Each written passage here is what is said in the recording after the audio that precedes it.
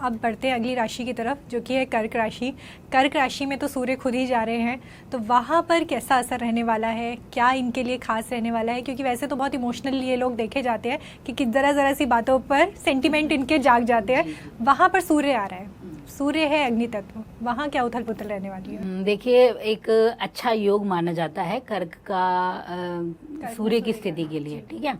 क्योंकि ये बहुत, एक तो सूर्य है हमारे, सूर्य हमारी जो है आत्मा है, और कर्क राशि के स्वामी है हमारे चंद्रमा, ठीक है, वो हमारा मन है।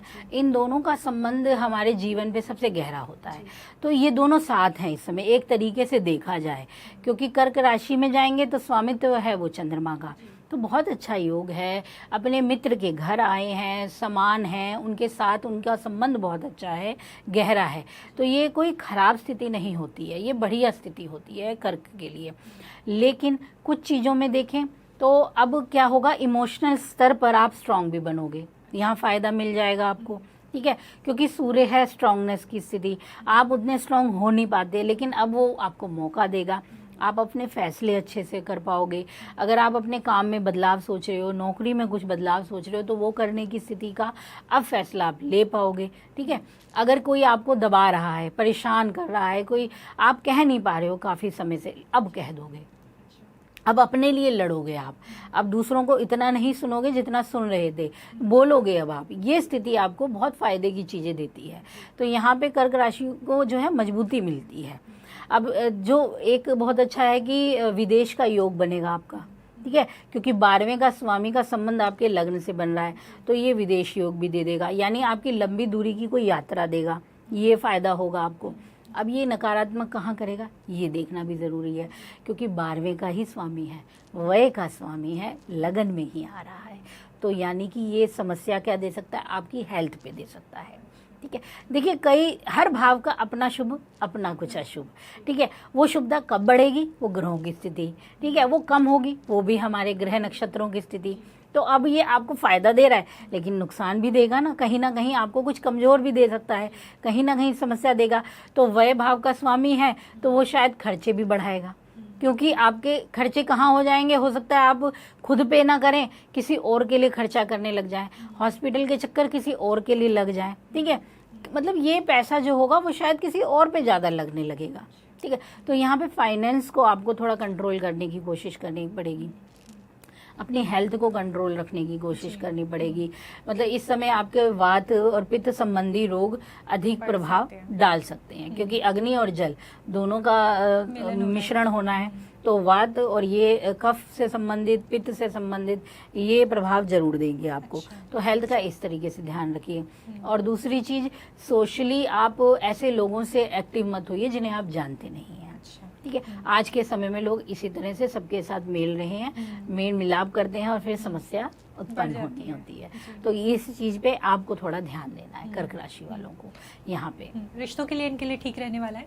रिश्तों के लिए स्थिति ठीक है, मतलब बहुत अच्छी मैं नहीं कह सकती, लेकिन हाँ ठीक है।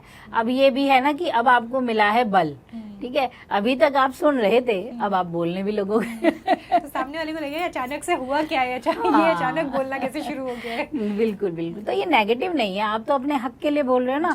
और वहीं आप पे लगन पे ही बैठे हैं आपके बुध महाराज, ठीक है। वो वाणी को और बेहतर वो कर देते हैं, चातुर्य बढ़ा देते हैं। तो सूर्य का आगमन और इनका प्रभाव, तो एक कहते हैं कि बुधादित्य योग की स्थिति भी आपको मिलेगी, जो आपकी नॉलेज को बढ़ाएगी, आपकी समझ को बढ़ाएगी।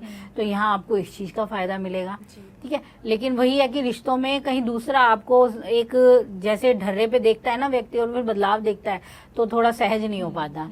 तो यहाँ आप उसे सहज होना है। आप तो ठीक हो, उसको सहज होना है। तो बदलाव हर किसी के लिए एक्सेप्टेबल नहीं होता है, ये एक प्रॉब्लम रहती है। हाँ। तो कर्क राशि वालों को उपाय के तौर पर क्या करना चाहिए? देखिए, कर्क राशि के लिए बहुत अच्छा उपाय रहेगा। अभी सावन के उपाय के लिए अगर हो सके तो आप क्या करें कि एक तो रात के समय जल लीजिए, जल में हल्दी डालिए और चंद्रमा को अर्घ देना शुरू कीजिए, ठीक है। ये रात्रि का उपाय आप जरूर कीजिए अपने लिए। हाँ जी, अगर कर सके तो रोजाना कीजिए, नहीं तो सोमवार तो कीजिए ही कीजिए, ठीक है, इससे आपको काफ़ी बेहतर परिणाम देखने को मिलेंगे। जी, तो राजन जी, एक चीज़ है इसमें जो आपकी बातों से अभी तक हमने जो 4 राशियों के बारे में जाना कि ग्रह हमें क्या बता रहे हैं, अगर इंसान वो समझ ले तो ज़िंदगी थोड़ी आसान वहाँ पर हो सकती है। बिल्कुल हो सकती है, बिल्कुल। देखिए, कई आप देखेंगे कि बहुत से ज्योतिषी बने हैं ना, वो इस कारण से ही बने हैं कि वो जानना चाह रहे थे कि जीवन में उथल पुथल आखिर क्यों आई है। बहुत से ज्योतिषी, आप उनके अपने अनुभव पूछिए तो आपको खुद पता चलेगा, वो खुद परेशान थे तो इधर भटकना उधर भटकना, अब आपको, हाँ वही, तो तब उन्होंने जाना कि शायद यही हमारे लिए था और हमें अब बदलाव करना पड़ेगा, तभी हम बेहतर होंगे। अब देखिए, अगर किसी के छठे घर में कोई शुभ ग्रह बैठ जाए, छठा घर हमें लड़ाई देता है, झगड़ा देता है, रोग रिपु ऋण ये सब देता है। एक मोटे उदाहरण के तौर पे बता रही हूँ, इसके गंभीरता पे हम बाद में देखेंगे कि क्या है। तो मोटे तौर पे छठे घर हमें, अब आप हो, ठीक है, आपको लड़ना है, वहाँ शुभता है, क्या लड़ लोगे आप?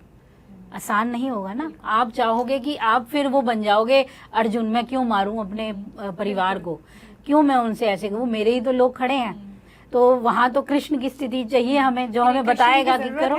हाँ, तो छठे भाव में हमें फिर कृष्ण की आवश्यकता पड़ेगी। तो यहाँ पे बलशाली ग्रह चाहिए हमें, यानी वहाँ मंगल होगा जब, तो कोई शत्रु आप पे नहीं अटैक कर सकता। तो ये होता है कि ग्रह की स्थिति, ग्रह का प्रभाव हम जब जान लेते हैं ना, तो अगर हमें पता है हमारा शुभ ग्रह है यहाँ पे, तो फिर हमें कूटनीति अपनानी पड़ेगी। हमें समझना पड़ेगा कि हम लड़ नहीं पा रहे हैं तो किस तरीके से हम लड़ें, हम जागरूक हों उस चीज़ को लेके। क्योंकि देखो, जरूरी नहीं है आप हाथापाई से ही लड़ाई जीतोगे, ये तो कोई आवश्यकता नहीं है। आप अपनी बुद्धि से लड़ाई जीतोगे, ठीक है ना। तो अगर शुभ ग्रह है तो फिर बौद्धिकता को उपयोग करो, समझो कि मुझे कहाँ अपना बल यूज करना है। तो यही चीज होती है, ग्रह जो है वो आपको समझदारी देगा, समझाएगा कि आप कैसे काम करो। अगर आप ज्योतिष से जुड़ी अधिक जानकारी प्राप्त करना चाहते हैं तो डाउनलोड करें माई ज्योतिष ऐप। एस्ट्रोलॉजी से जुड़ी लेटेस्ट जानकारी के लिए फॉलो करें माई ज्योतिष का फेसबुक और इंस्टाग्राम पेज।